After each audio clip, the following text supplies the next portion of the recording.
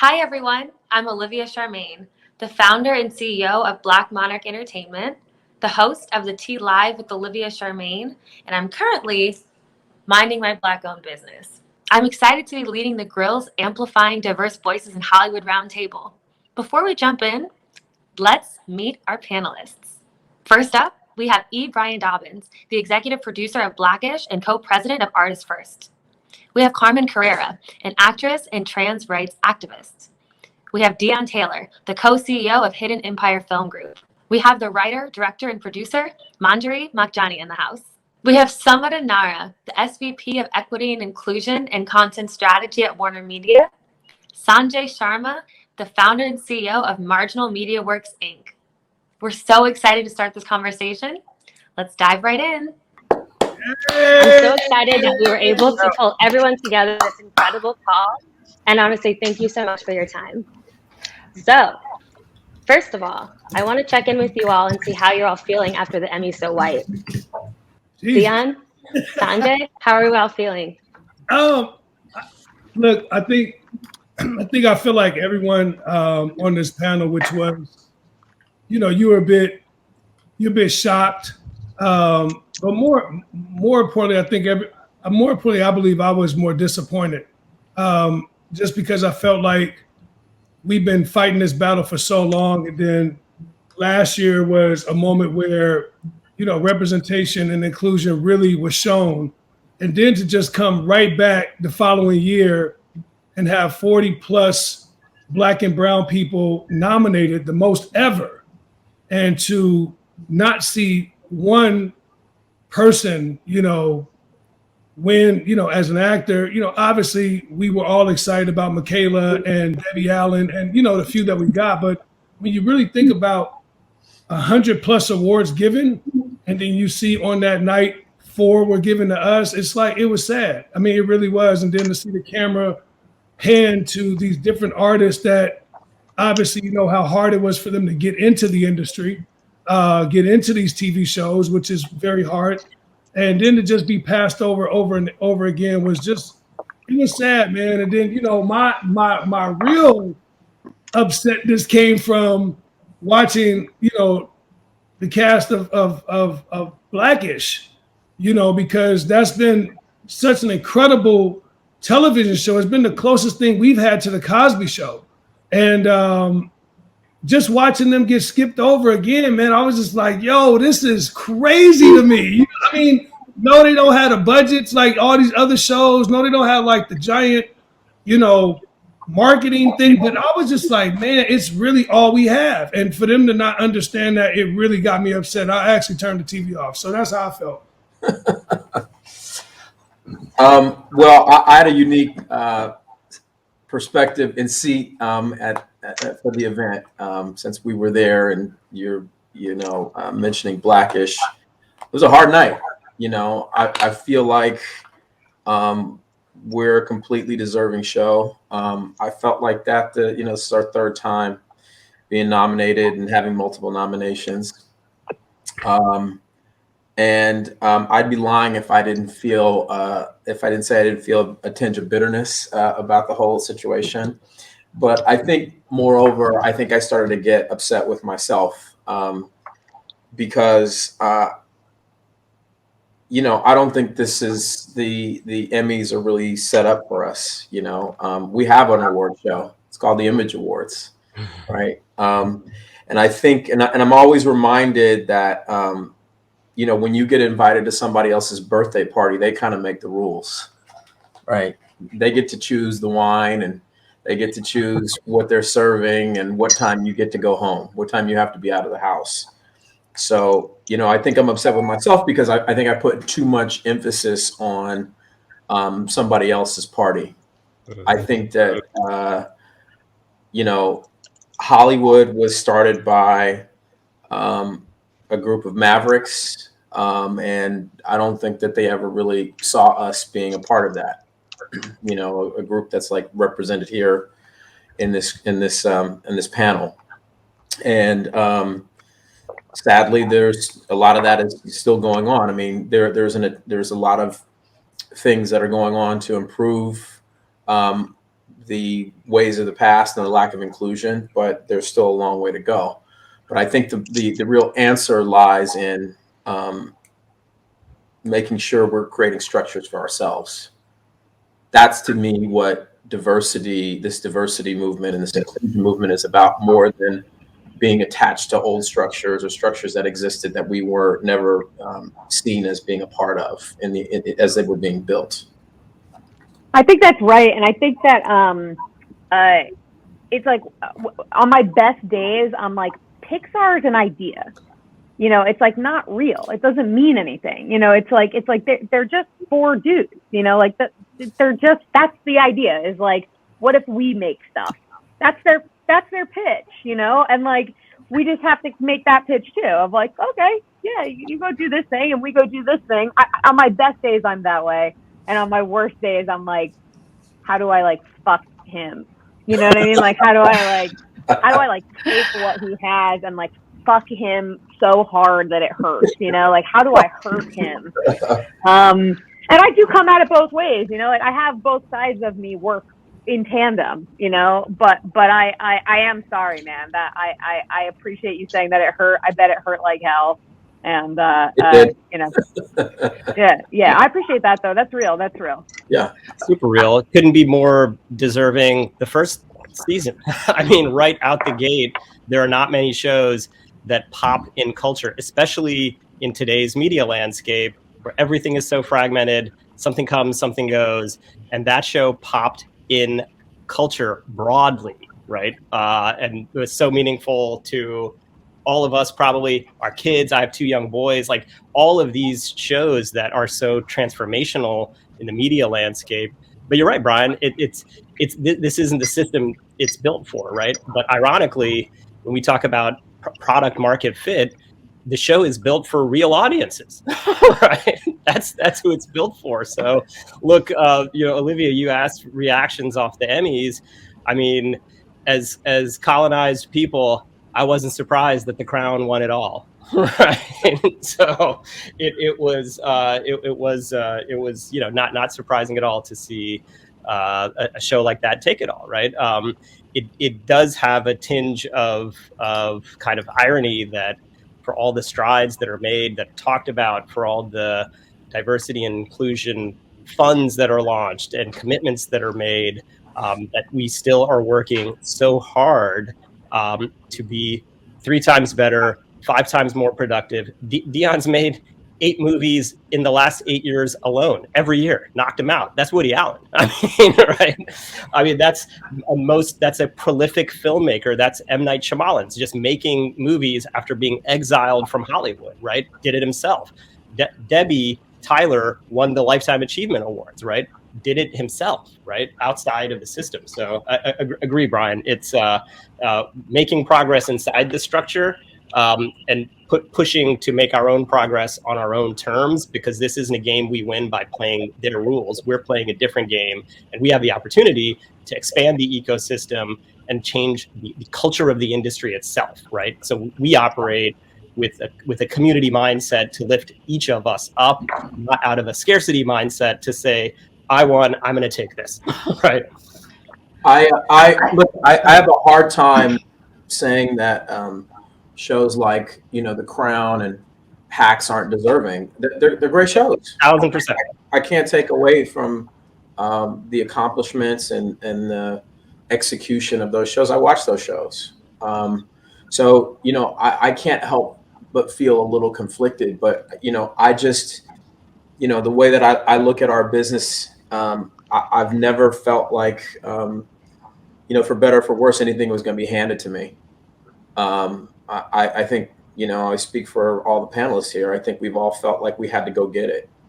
And if things aren't running the way that they're supposed to in our minds, or we feel like we are not being treated with the same accord and respect, we have a choice to make. You know, we there's something we can all do about it. And I think that, you know, one of the things that we should all recognize, we should all, you know, lock arms over, is the fact that the party doesn't start until we get there anyway. So, I mean, we've been to these parties, right? So, like, the party doesn't really begin to the groups like this get there, and then all of a sudden it's a real party. So let's throw our own party. But Well, I just wanted to. Oh, sorry, go ahead. go ahead. No, ahead, Manjot. I absolutely agree. Like, I do feel like the burden is on us to sort of go ahead and make and create what we believe in.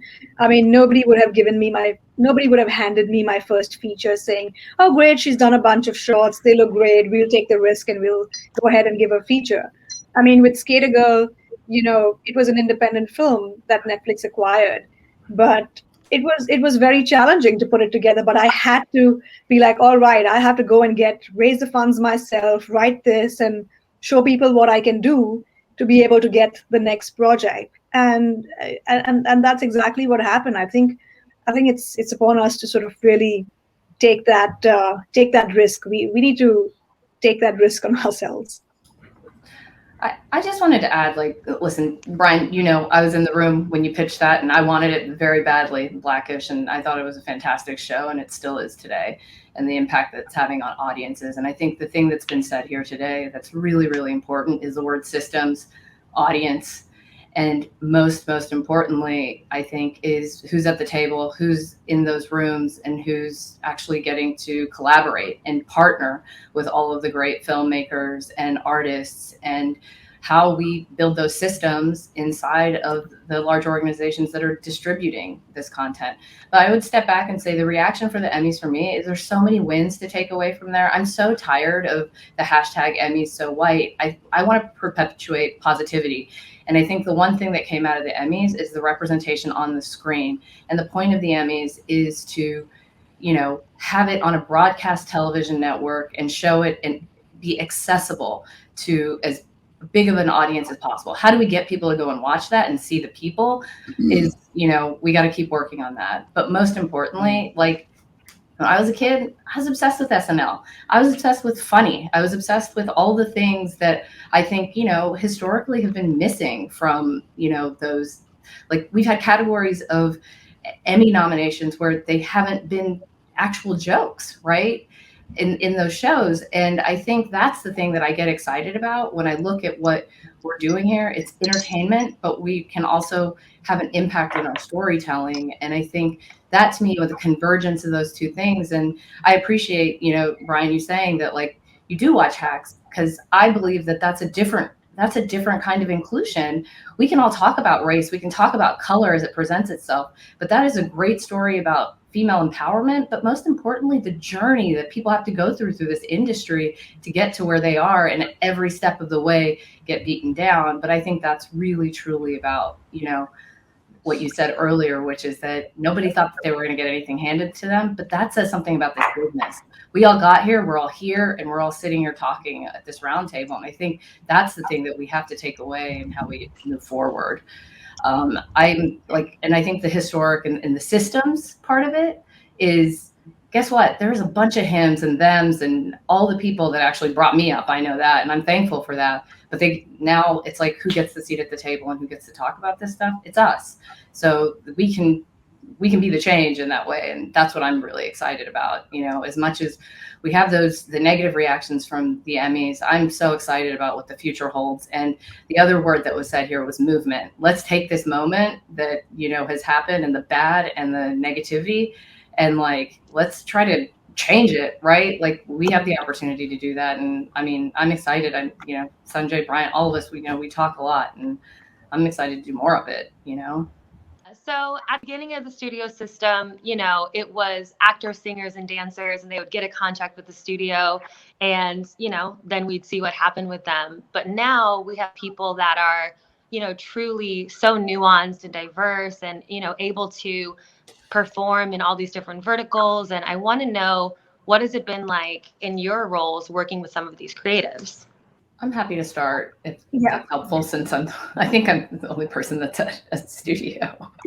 I could start from there, but I think, we talked a little bit about systems, and we talked about infrastructure, and the beauty of starting during a pandemic is that, you just talk to everyone. and you really kind of understand what's happening inside of the organization. And I think Brian hit on this a little bit, is that, this is a 100-year-old business that has been built a certain way. You talked about multi-hyphenates, and that's really how it was originally built, which is that talent was the defining factor of a lot of these studios. And I still think that's the case. And I think that's really important. And it's the talent you choose to define that. And I think the way that that's shifted in the industry is a really, really big deal. And I think the real importance of multi-hyphenates is that a studio actually realized that they're multi-hyphenates and allow them to be that. Because I think historically, as we've seen with, even writers being relegated to, children's television, right? Like that ability to not actually go between children's television and adult television. If you're a writer and you really truly write every day and you want to write any character you want, you should be able to do that, whether it be from experience, other people's experiences, or better yet, adaptations, or, other IP, or characters that come out of your own brain, or research and understanding where we came from, and, creating narratives that, move the conversation forward. And I think that has been the beauty of working with multi-hyphenates, both from a story perspective, but I would also say, and I have having been, a buyer like directly before that, I worked with tons of multi-hyphenates. The beauty of them is they truly, truly have a vision. They're the LeBrons of their projects, right? And that, to me, is a really, really difficult job. And without the support system and the capability building of all the other stuff that goes into making a show, which is like you're being handed over the keys to a business. And I think that's the other thing that, working with multi-hyphenates, that ambition to do every job, I think is a really, really interesting perspective and point of view, because then you really understand how hard every job is. And I think, and understanding the pieces that need to come into play when, you're building out that vision. But I also think there's the other side of it, is like, sometimes they want to do everything. And how do you balance that and understand what to delegate and what not to? And I think that's the thing that we're really trying to understand and help, and really looking at it from a below the line perspective and above the line perspective. And I think, you mentioned IATSE earlier, and that's like a big deal right now. And I really, truly believe that below the line is the pipeline to the above the line. And I don't know that every studio looks at it that way. And I think that's where a lot of that comes from, is that capability building. So how do you let people be multi-hyphenates? Yeah, and I can speak to that as well. I feel in some way I'm the result of people in leadership positions taking diversity seriously, because I did Skate a Girl, and then off the back of that, I did Disney's first Indian American protagonist story, Spin, and people really did take it very seriously. Like, the executives really got behind the vision, and they absolutely supported sort of the authentic touch and the contemporary sort of version of this Indian American experience that I wanted to introduce the mainstream audiences to. And diversity and inclusion was taken seriously, because not only did my producer make sure that we have diversity represented on screen, it was also a serious decision where you consciously make that decision even while hiring crew and doing it behind the scenes. We had Mahita, who's one of the execs. She's of Indian heritage as well. So I think that change is happening, and it's not seismic yet, but it is worth celebrating. I mean, I've done so many of these studio labs, and the joke earlier was like, how many times do I need to emerge as a filmmaker before I can emerge? But there are little small steps of change, and I think they do add up. I would just add, obviously I'm a multi-hyphenate. I would add that what I believe is beginning to happen is multi-hyphenates are being born at a fast clip right now, because these are people that have figured out they're going to be told no every time they come into the space. So what ultimately happens, like myself, is either you walk away and be like, I really tried hard and I asked everybody to give me an opportunity, or you figure out how the fuck to go make this shit happen. and you do it on your own. And that's the bottom line. And the reality is, if you pay attention to the creatives like myself, you can't stop the evolution of what we're building and what we're doing. You know, with the advancements of technology, with people now trying to figure out, Black and brown people, how do you have ownership? How do you create ownership? How do I not just be work for hire? All these things kind of go into the same basket, and then you begin to create, and then you allow and you show the system that you can create your own system. Earlier, we talked about Pixar, and you could think about Instagram and Google and all these amazing companies that are being built. Those are multi-hyphenate people that were just like, I'm not fucking waiting anymore for you guys to give me a job or say my shit is good. You know what I mean? And the reality is, most Black and brown people have to live in that world, man. I know, 13 years ago, I came out, told people I was a basketball player. I'm trying to get into this space. My heart and soul was in the film. I was a diehard, film kid, never went to film school, but studied it, loved it, watched it, gave every dollar I had to it. And then ultimately, I said, I'm going to write my own project because I couldn't get anyone to write it. Then ultimately, I said, I'm going to direct my own project because I couldn't get anybody to direct it. And then ultimately, I said, damn, I can't get no one to finance it, so I'll go find my own money. I'll produce my own project. And, close to $200 million in box office receipts later. And a plethora of, top 3 movies that have opened in the country. Oh, by the way, with 2 or 3 of them that we self-released against giant studio movies. We've talked a lot about millennials and what millennials have been able to accomplish and haven't been able to accomplish. We've talked about, the baby boomers and, the legacy that they left behind. But I really want to talk about this Generation Q. What is Generation Q, and, how does it affect gender pronouns? How does it affect trans representation? I really want to kind of get into that conversation too.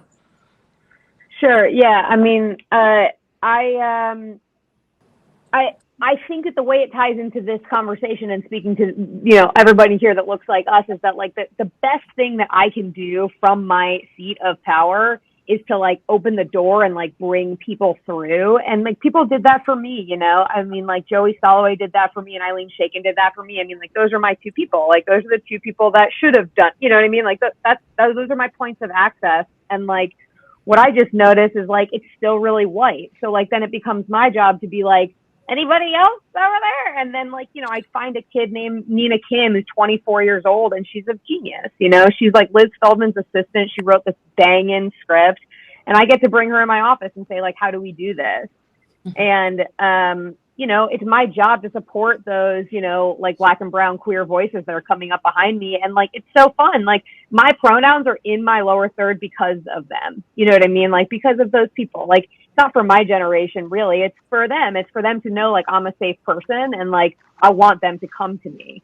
And I went to Showtime with Nina Kim and we sold the Korean American Shameless because like, why isn't that on television?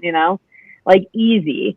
And I don't, and I get to move over and like let her do her thing. But like I am older and I have done this. And like that's such a fun place for me to be in my career because like they're all right there. They're just waiting. They're just waiting for someone to go like, and it's just really fun to be able to do that. So I think they keep me relevant. I mean, she keeps me relevant. Like it's not a charity project. You know what I mean?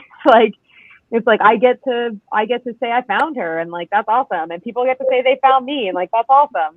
That's great. That's why we get to stay around longer. And I am playing the long game. Mm-hmm. Mm-hmm.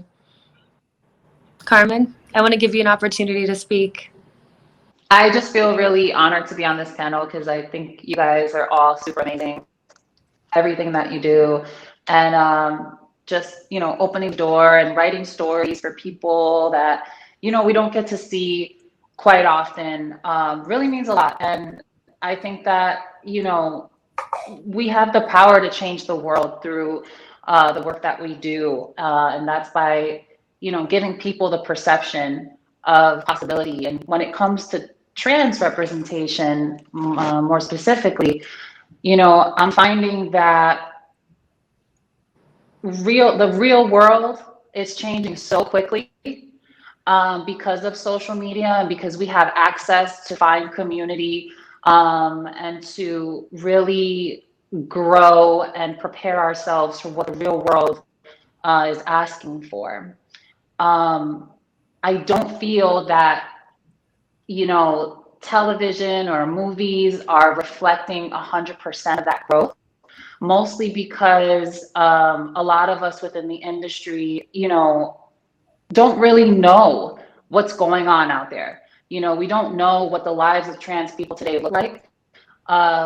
Probably because trans people are so diverse. Every trans person's experience is different. A lot of us have intersectionality. Like, for instance, I'm Latina, came directly from the gay scene and grew up, as like a trans, drag performer.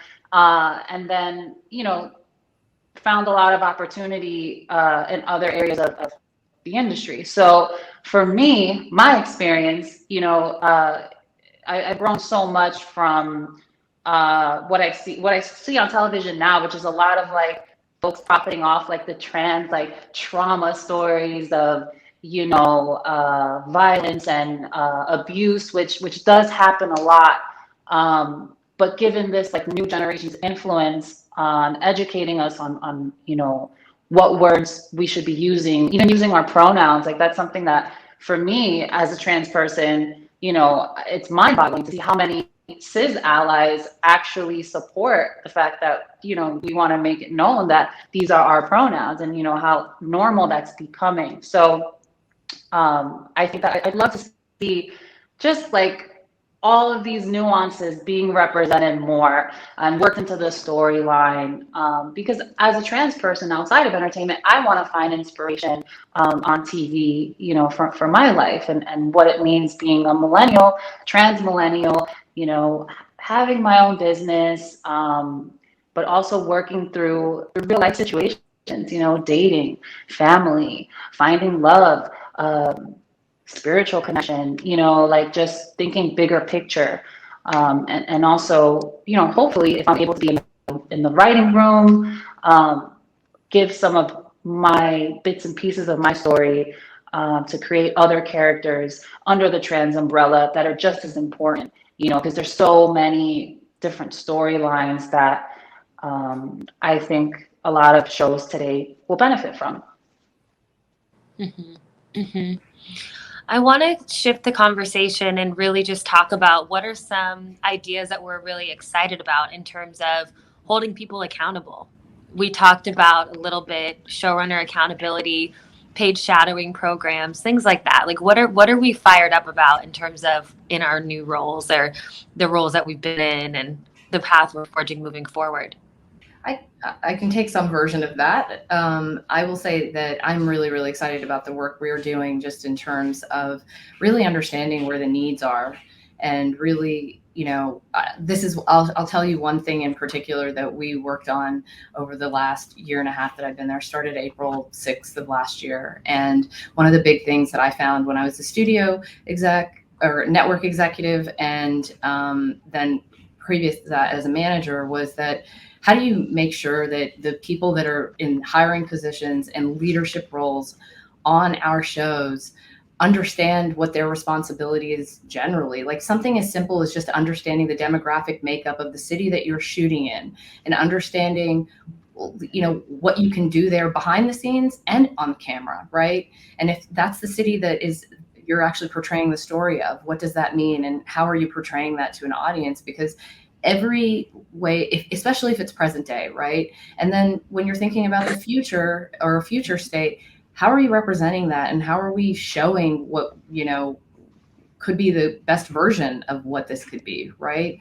And I think that's the interesting thing from my perspective is, whether you're talking about it from a storytelling standpoint or thinking about it from who's actually working on those sets, how do we make sure that they're, reflective of the workforce that's available to you? Or, because I just think those are interesting access points into this industry that, again, when you look at all of the unions and how, you get into the unions, like creating access there, creating access inside of all of these companies, I think that that's where the real change can happen. And when you start to break down the socioeconomic barriers to entry and you kind of think of it that way, I think Dion was getting to a really good point, which is that, you know, he had to go do it himself. I think now you have to go do it yourself because there's all these measurement tools like of building an audience and getting instant feedback, right? And I think that from that perspective, that's how you really, really can create impact and change in the industry in that way. And, you know, just going back to the idea of like, who are the people in those leadership positions on those sets? I would just say this, you know, Samada, you're absolutely right. And the question you asked, Olivia, was about who should be held accountable, right? Who should be held accountable, Olivia? So what I'm saying is the studio should be held accountable. And if we're going to actually hold them accountable, then we need to actually hold them accountable. And meaning that people like Carmen a moment ago just spoke about the trans life, the trans world, where she came from. Well, instead of Carmen being meeting with the studio to talk about her life, she should actually be in the writer's room, right? Like that's how you change things. You know, McKinsey and Company, they put out a report last year that said that $10 billion a year has been left on the floor because of diversity, meaning that they're not touching or talking or letting Black and brown people get into the business. And I'll leave you with this. One of the biggest things that the studios have to be held accountable to do is this. You have to make Black and brown stars and give them opportunities. When you're Black or brown and you want to make a movie, the studio tells you you need to go get one of these 5 Black people or brown people to be in your film to get it greenlit. They don't take any chances on that young Black kid, that young Indian kid, that young Asian kid that might be hot that could star in a movie. So they won't put the $25, $30 million behind that kid to get an opportunity. They'll just say, no, you got to go get A person or B person. And what happens is, meanwhile, the other side of the coin are white actors are being broke and becoming stars every day. So they have a plethora of A-list white stars that can open movies from top to bottom. But when you talk about trans, Black, Indian, Asian, Native American, hell no. So being held accountable means that they need to now say, we're going to allocate some of our dollars to that young kid that might be on a TV show that we all think is hot, right? For instance, the kid on John Singleton's show now, I can't call his name right now, the Indian kid, Black kid, I'll call his name in a moment. He represents several young kids that I believe should be in a $30, $40 million movie, give him an opportunity so he could be a star. So in the next 3-4 years, we're not still looking at the same people over and over again. People don't talk much about Clint Culpepper, who was at Sony Screen Gems, but I'll give him a big shout out. Clint Culpepper broke a fraternity of Black stars from Taraji P. Henson across the board to Sanaa Lathan to Michael Ealy. You know what I mean? Megan Good. This was Morris Chestnut. This was someone who said, I'm going to go into the Black culture and give people opportunities and let them live. So we need to hold these people accountable by saying, what are y'all going to do in terms of allowing Black stars, brown stars actually have an opportunity to win and be leads in movies without you guys saying they're A-list or they have this much popularity. That's my bid. Dion, I couldn't agree with you more. I'm gonna throw something back to you, to the group. What happens if they say no? Well, I just, look, I bring this up because, again, they don't have to do anything. Right. We can impose our will and say you should. I mean, it's kind of a moral imperative, I guess, but is it a business imperative? Also, my running theme is, again, I don't want to ask for permission to do any of these things. I think that we're all operating within a structure. Like, we all have to acknowledge that we are playing it within the larger film and TV structure. But until we all can look at ourselves and say, we can take or leave this structure, or this structure needs us more than we need it, we're going to face these kinds of dilemmas where we talk about, well, we hold them accountable. I agree with you. I'm not challenging that notion. I just sometimes don't know what that looks like because, change happens really slow. And so while we're attempting to get some of the things that you outlined and that Carmen has outlined and some of like, while we're looking at those things, we there's another, reservoir of energy that we need to put into our own structure. And again, I said this in my first comment, but like these things, I talk about this all the time. It's like this business is about being entrepreneurial. And it is not. We don't. I'm not. I'm tired of asking for permission. I'm tired of like saying, "Are we good enough yet? Are we? Do you like it?" Brian, I agree with you 100%. I'll give you this quick analogy. And me and you are on the same page. And probably your biggest, I'm a fan, man. I hope you know that, man. I love you, brother. And I think you're someone who I've been watching and studying for a long time. But I'll leave everyone with this analogy. There was a movie called Boogie Nights that came out some time ago. It was one of the most incredible films ever made. Burt Reynolds was he was a porn producer. All right. The industry came to him and said, "Hey, the whole world is going from VHS to DVD." And he said, "Ain't nowhere in the world I'm going to go to no DVD," right? Right now, Hollywood is Burt Reynolds and VHS. And in a moment, if they do not understand that the lane is changing this quick with people like myself, people like Carmen, people like you, Brian, like people that are on this Samada, like if they don't understand that the lanes are shifting and we're going to DVD, then they're going to be left behind. So that's what I'm saying. Like those people, when you open the Emmys with Cedric the Entertainer and you rap Biz Marquis's song and people are wearing Michael Jordan shoes, but at the same time, that's going to get the ratings up, but then you don't give the people the energy or give them the awards that they deserve, then all of a sudden, guess what? You're getting ready to be left behind. So I agree with you, Brian, that they can say no, but at the same time, they're going to look up and we're going to all be on DVD, man. But Brian, better than I can tell you is what I always live by. So, well, I think the one thing that I can take home to, I'm always going to be home. It feels like forever. This needs to stop, first of all. But because the beauty of the entertainment industry has really left us by me having to sit here behind a screen all the time. But I think the one thing Brian, that you said that I think is really important is the business aspect of it. And I think all of this is still a business. And the way that I look at, amplifying voices and the way that we tell stories and the way that we talk about it and, even internally is that it is a business imperative.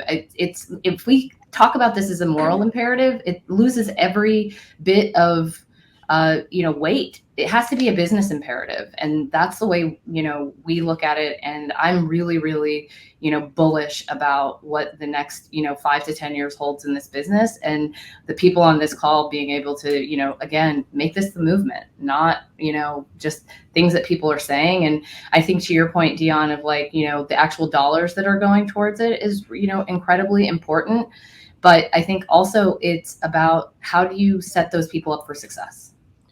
And make sure that it is again, it's part of the business and building your business, right? And making sure that it's done in a partnership. And because I think that's a big part of it is like, how do you partner with the creative voices and help build their businesses with them? Because that's the business imperative.